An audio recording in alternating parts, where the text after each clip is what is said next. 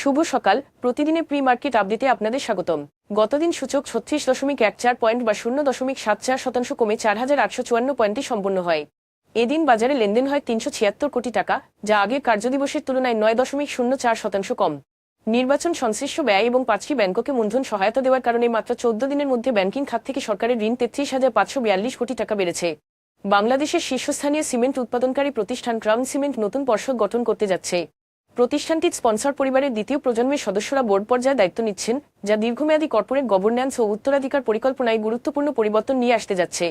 তালিকাভুক্ত IT solution প্রদানকারী প্রতিষ্ঠান জেনেক্স ইনফোসিস চলতি অর্থবছরের জুলাই-সেপ্টেম্বর প্রান্তিকে সমন্বিত নিট মুনাফায় গত বছরের তুলনায় 17% প্রবৃদ্ধি অর্জন করেছে। পরিচালন দক্ষতা বৃদ্ধি এই প্রবৃদ্ধির মূল কারণ হিসেবে চিহ্নিত হয়েছে। গ্লোবাল হেভি কেমিক্যালসের নিরীক্ষকরা প্রতিষ্ঠানটির আর্থিক স্থিতিশীলতা নিয়ে গুরুতর উদ্বেগ প্রকাশ করেছেন। নিরীক্ষা প্রতিবেদনে বলা হয়েছে, কোম্পানিটির দায় সম্পদের তুলনায় 8 গুণেরও বেশি, যা প্রতিষ্ঠানটির গোয়িং কনসার্ন হিসেবে টিকে থাকার সক্ষমতা নিয়ে প্রশ্ন উঠেছে। এখন এ পর্যন্তই। ধন্যবাদ।